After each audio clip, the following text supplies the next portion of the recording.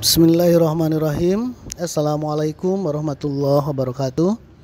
Alhamdulillahilladzi arsala rasulahu bil huda wa dinil haqq liyuzhira ala dini kulli wa kafa billahi syahida. Asyhadu an la ilaha illallah wa asyhadu anna Muhammadan abduhu wa rasuluh. Sahabat-sahabat semua, mohon izin saya merekam beberapa yang berkaitan dengan hijrah. Ini sebagai upaya saja karena ini lagi perjalanan hijrah dari rumah ini menuju ke suatu daerah sekitar 5 jam perjalanan ini baru sampai, atau sekitar 136 km, karena ingin bersilaturahmi dengan teman-teman yang ada di sana. Ini untuk ini saja. Kalau ada sinyal di sana nanti alhamdulillah, kalaupun tidak ada ini bisa sedikit mengganti tentang hal yang berkaitan dengan yang akan disampaikan tentang hijrah. Nah ini hijrah itu banyak cara pandangnya ya. Tapi orang pasti melihat bahwa hijrah itu bagaimana peristiwa Rasulullah pindah dari Mekah ke Madinah. Dan Masya Allah ketika lihat ke sana, itu bukan jalan tol yang ada, bukan jalan yang mulus yang ada, tetapi hanya bebatuan dan siangnya yang sangat luar biasa panas, dan tentu saja malamnya dingin dan badai pasir gitu ya. Jadi suatu perjalanan yang sangat memerlukan keimanan yang sangat tinggi. Dan memang ketika melihat di Madinah itu seperti ada cekungan gitu ya, cekungan yang dikelilingi oleh gunung batu yang terjal, batunya hitam dan sangat runcing, sehingga kemungkinan kuda pun tidak bisa menembus itu. Nah Madinah itu ada daerah tertentu yang bisa masuk gitu, hanya satu lorong saja ya, sehingga seperti Madinah itu seperti satu daerah, satu lembah yang dikelilingi, yang dibentengi oleh gunung-gunung batu yang tidak mungkin orang bisa melalui itu, termasuk kuda pada saat itu, dan hanya ada lorong saja, satu lorong yang bisa masuk itu, sehingga keamanan bisa diamankan dari satu sisi saja gitu ya. Oke. Dan satu itu pun diamankan lagi nanti oleh parit ya sebagai pengaman itu, sehingga Masya Allah daerah Madinah yang lebih segar karena banyak perkebunan kurma gitu kan, udaranya juga lebih segar, dan memang tujuan hijrah dari Mekah ke Madinah banyak hal yang nanti kita bisa bicarakan. Tapi setidaknya langkah awal kita adalah konsep itu, hijrah itu adalah bagaimana Nabi dan sahabat-sahabatnya berpindah dari Mekah ke Madinah dengan proses yang sangat luar biasa, dengan ada kejadian-kejadian yang hanya bisa dilakukan oleh orang-orang yang memiliki komitmen keimanan yang tinggi. Baik, tetapi kalau dilihat dari masalah yang umum, universalitas hijrah, bahwa hijrah itu ya dilakukan oleh semua makhluk, sebetulnya begitu. Jadi dalam arti lain ya, bukan hanya dari itu, bahwa hijrah itu dilakukan oleh semua makhluk sampai sekarang, dari dulu bahkan sampai akhir zaman ya. Dan ini mencakup semua bidang kehidupan. Itu universalitas hijrah. Bahkan kalau kita kaji bahwa memang hijrah itu bisa dilihat dari 4 hal, yaitu hijrah secara fisik ya, tempat misalnya dari Mekah pindah ke Madinah ya, kedudukan juga itu hijrah, atau ada peristiwa-peristiwa lain yang memang kita harus berpindah secara fisik. Yang kedua adalah hijrah bisa diartikan non fisik atau urusan batin, pendirian gitu kan, bisa berubah nih, makanya hati-hati dan selalu harus hati-hati. Perilaku juga bisa berubah ya, dari asalnya baik menjadi sangat baik misalnya, atau keadaan tertentu yang bisa merubah kita menjadi lebih nyaman, lebih damai, lebih bahagia, lebih bersyukur gitu kan. Nah bisa juga hijrah itu dilihat dari syar'i ya, yaitu untuk kepentingan tegaknya Islam demi meraih ridho Allah. Teman-teman sudah it's okay dalam pemahaman ini. Tapi ada kebalikannya loh, yaitu non syar'i. Nah ini apa nih? Ya, perpindahan yang bukan karena kepentingan agama, tidak juga untuk meraih ridho Allah. Alhamdulillah ya. Mudah-mudahan kita sampai akhir hayat kita menjadi orang-orang yang ingin berubah untuk mencari ridho Allah. Karena bisa jadi dalam sejarah banyak mukaan sampai sekarang ada orang yang di ujung kehidupannya itu justru bukan berubah menjadi lebih baik, tapi menjadi mudorot ya, menjadi sangat tidak baik. Tentu saja kita tidak berpikir ke arah sana karena ingin bahwa ini semua perjalanan hidup kita adalah menuju kebaikan. Nah, dari kajian yang lain bahwa hijrah itu adalah perubahan, ya, dan perubahan itu adalah sunatullah dan terjadi dimanapun dengan siapapun. Ya. Misalnya peristiwa perubahan kupu-kupu ya, mulainya dari mana dulu ya? Dari kepompong ya. Terus apa tuh? Bergerak-gerak. Nah, dari ulat dulu, dari ulat menjadi kepompong, bergerak-gerak, akhirnya menjadi kupu-kupu yang indah. Itu kan perubahan.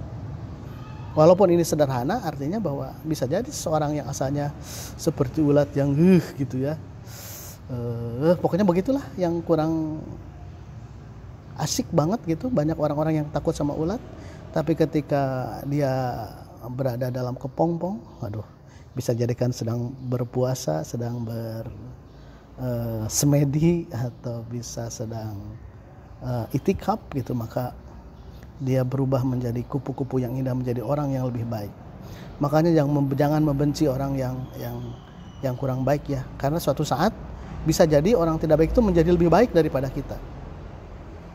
Karena ada sesuatu yang harus berubah. Perkembangbiakan ayam ya, dari telur dulu atau dari ayam dulu nih? Telur lah, jadi ayam, jadi anak ayam dewasa, bertelur lagi. Ingat ya waktu pembelajaran pembiakan kodok ya, ada lagunya juga kan? Dari apa dulu nih? Dari telur kodok, kecebong, anak katak, anak kodok nih. Udah gede, kodok anakan bertelur lagi. Perkembangbiakan capung, saya baru ingat tuh, baru tahu bahwa kalau di kolam itu tidak boleh ada apapun benda seperti bambu yang ada di kolam itu, karena nanti capung itu akan hinggap di sana dan bertelur, dan sebelum jadi capung itu jadi binatang yang masuk ke air yang ada capitnya, dan itu sangat membahayakan ikan, terutama ikan-ikan yang kecil gitu ya, ikan-ikan yang kecil. Nah nanti binatang itu atau capungnya itu, calon capungnya itu lama-kelamaan dia naik dan dia akan terbang. Perkembangbiakan biji tanaman dari tanaman tumbuh tunas, akar besar dan sebagainya, akhirnya dia akan berbunga lagi, berbiji. Lagi perkembangan manusia ya, lahir, merangkak, merangkak apa dulu? Ya gitulah, merangkak jadi anak kecil maksudnya, ABG besar, dia nikah lagi, ya hamil, lahir lagi. Jadi ada sesuatu yang berubah, itu adalah suatu yang harus terjadi dan akan terjadi dimanapun. Artinya kalau kita tidak mau berubah, berarti Anda ditinggalkan. Kalau tidak mau berubah, Anda tertinggal. Bahkan kalau Anda tidak mau berubah, Anda akan musnah.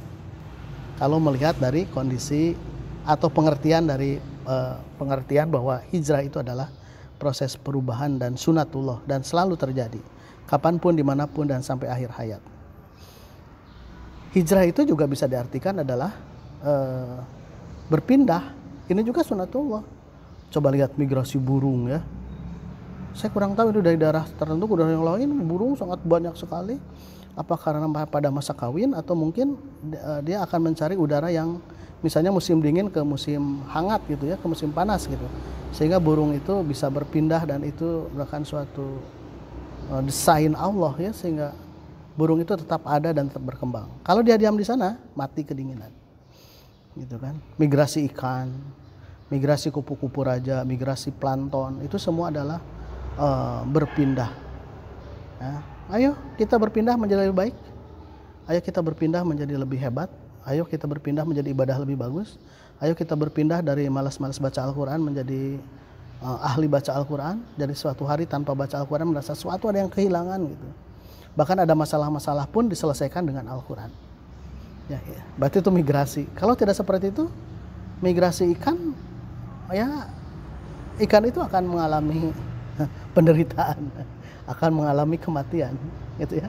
Saya ingat waktu kecil itu suka mancing ikan, kalau daerah saya namanya jeler, tapi kalau di Pustaka Nasional itu namanya uceng. Jadi ikan yang ada di kali sebesar kelingking lah, itu kelingking gede juga ya. Jadi agak kecil dari kelingking, itu bisa dipancing itu, asik gitu. Kalau mancing itu jorannya itu, jejernya itu yang kecil, yang melengkung gitu ya. Saya bikinnya dari kawat panjang gitu, jadi asik gitu.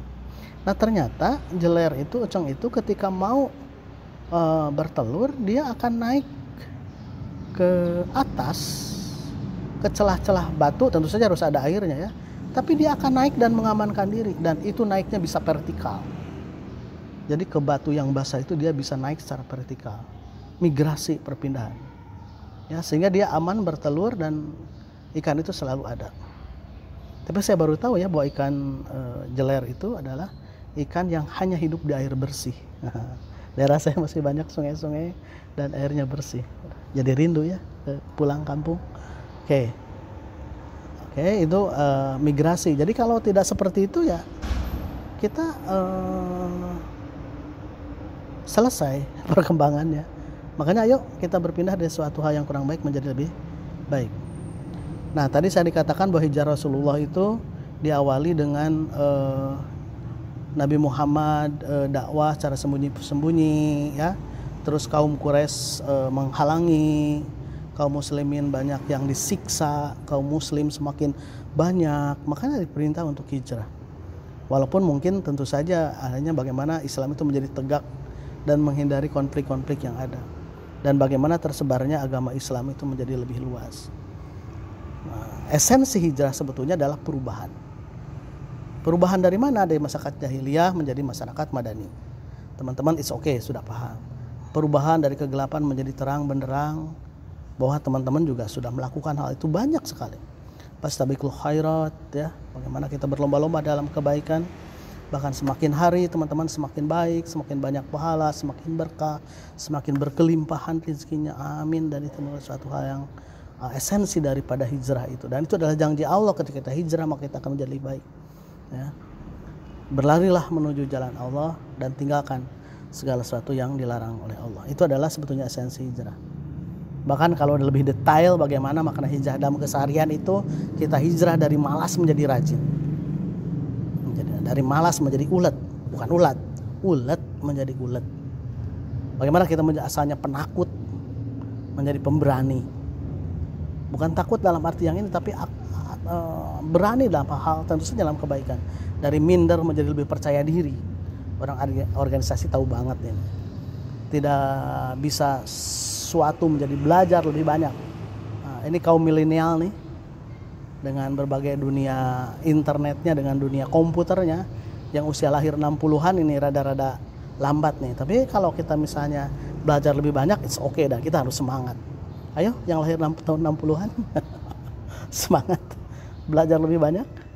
Yang asalnya jorok menjadi bersih dan rapi. Awali dengan hal yang mudah kita lakukan, mengabaikan norma menjadi patuh dan disiplin. Asalnya sedikit peran menjadi banyak kontribusi, yang asalnya pasif menjadi penuh inisiatif, dan yang biasanya diam di daerah nyaman, ayo kita lari pada suatu yang penuh tantangan dan penuh kreativitas. Nah, akhirnya kita bisa berkesimpulan bahwa memang makna hijrah kalau dikaitkan dengan Himpaudi, dengan organisasi kita yang kita cintai, bagaimana lingkungan organisasi itu yang rapi dan bersih. Oke? Sudah. Itu urusan teman-teman membahasnya, ya. Yang rapi itu seperti apa, yang bersih itu seperti apa, teman-teman it's okay lah. Dan kita menuju ke arah sana, kita berjuang ke arah sana, karena tanggung jawab kita dari organisasi bukan hanya ke anggota, bukan hanya pada pimpinan, tapi pada Allah yang melihat kita, dan kepadanya pada Allah nanti yang akan menentukan kita berbuat baik atau memang tidak baik.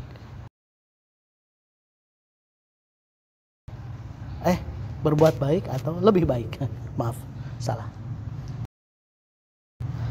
Bagaimana kita berubah menjadi orang yang sangat disiplin dengan sikap dan perilaku yang lebih baik dan terpuji. Bagaimana kita memiliki cara kerja dan kinerja yang lebih baik, lebih cepat, lebih efektif dan efisien. Dan terakhir, keterampilan, kemampuan dan kompetensi yang lebih tinggi dalam pelaksanaan pekerjaan dan lain-lain. Sahabat-sahabat semua, ini semua kita bicarakan. Masya Allah, teman-teman sangat luar biasa. Termasuk saya selalu mengatakan itu, tapi pada satu saat kita terjebak selalu melakukan kesalahan yang sama. Bahkan kita sudah bertobat melakukan dosa yang sama. Bahkan Allah yang telah anugerahkan banyak karunia pada kita itu, kita balas dengan melakukan kesalahan dan dosa yang sudah kita ketahui.